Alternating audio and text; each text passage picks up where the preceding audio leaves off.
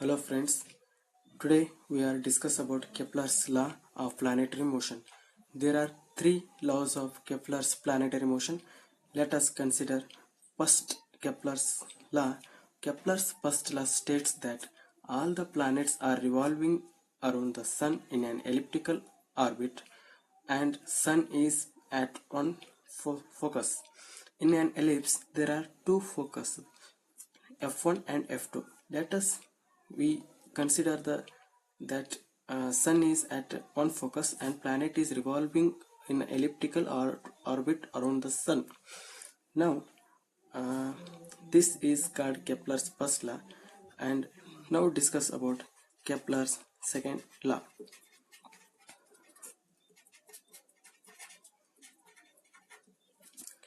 Kepler's second law states that the line segment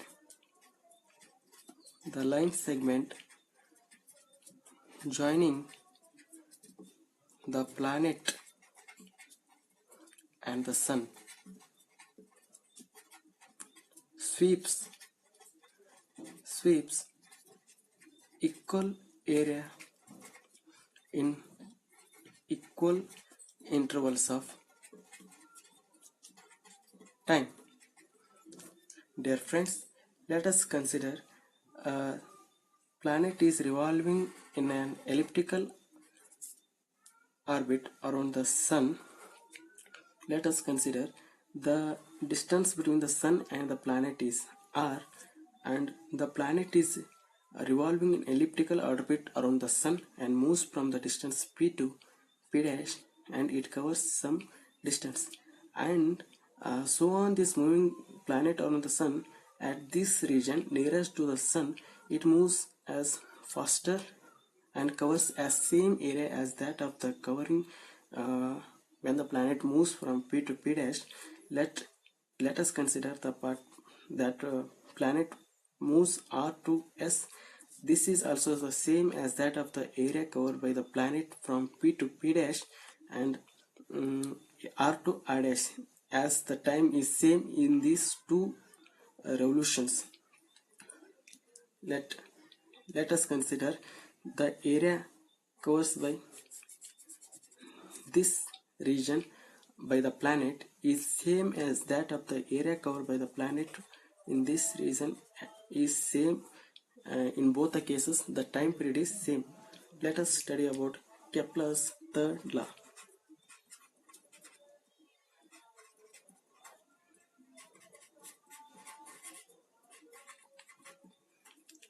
Dear friends, Kepler's third law states that the square of time period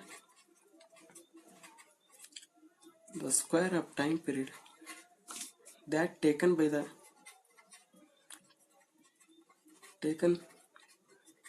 planet around sun is directly proportional to cube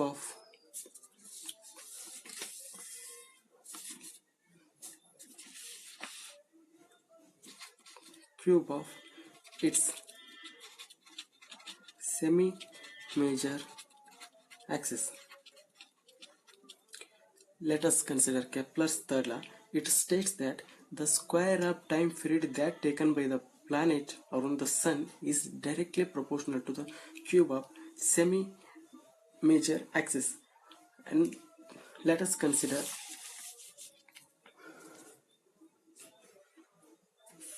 this is an ellipse, and this region is semi-minor axis, and this region is semi-major axis. Dear friends, now we can make study about Kepler's third law. Kepler's third law, from the equation t square is directly proportional to cube, that is the square of time period that taken by the planet revolving around the sun is directly proportional to the cube of semi-major axis. And now derive the equation for uh, second law of Kepler's law. Kepler's derivation for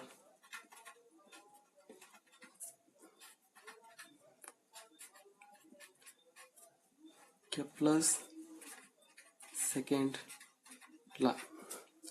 Dear friends, as the Kepler's second law states that the line joining the segments of between the planet and the sun is swept equal area in a equal intervals of time. Let us consider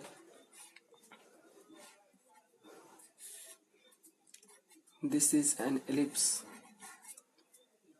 and the sun is at one foci, and this is the region, this then the p and the p be the planet at distance r from the semi from the sun, and it moves at some distance in a given time intervals t from p to p dash. Dear friends, at given time intervals dt given time interval, it moves from the point p to p dash and covers some distance as uh, d theta.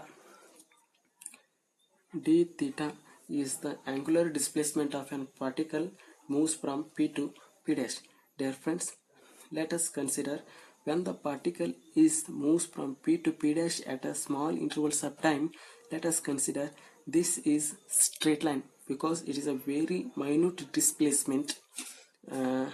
Then it becomes S P P dash be the triangle. Be the triangle. S P dash be the triangle. Now let us consider the displacement P dash is equal to R into d theta as we apply the formula of area of rectangular,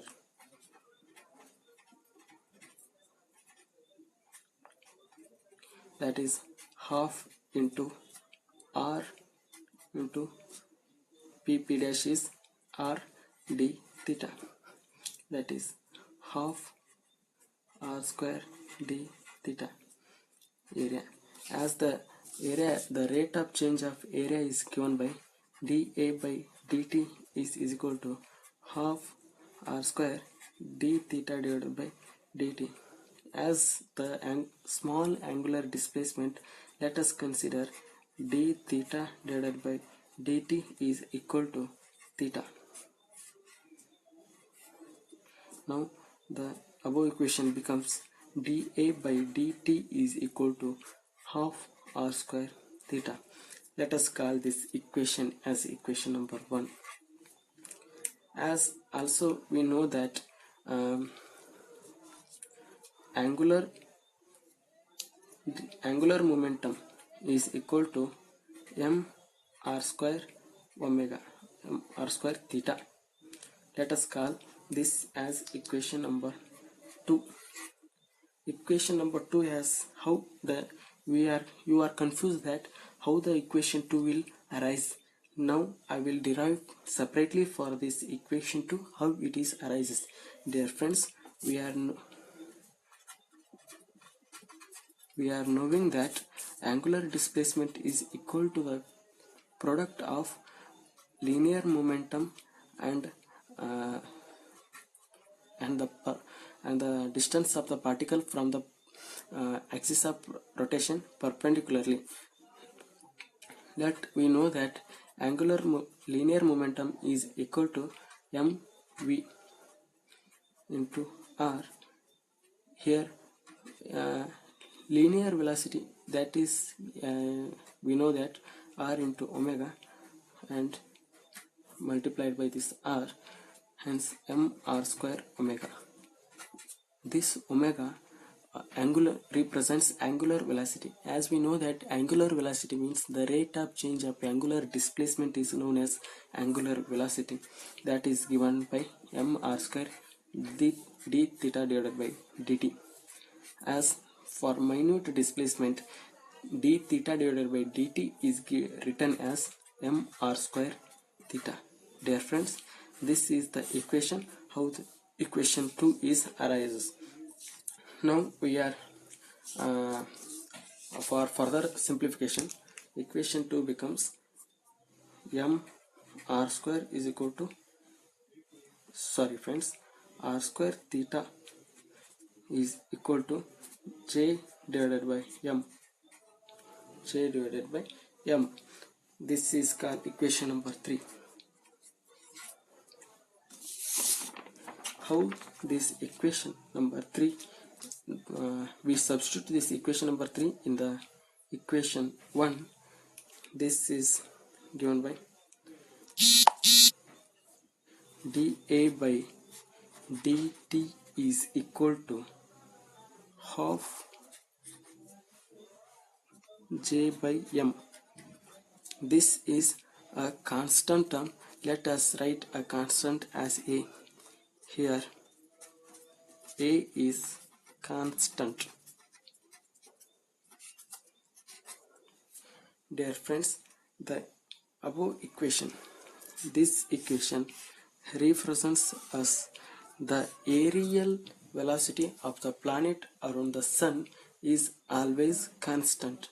Thank you friends. Thank you for this watching video.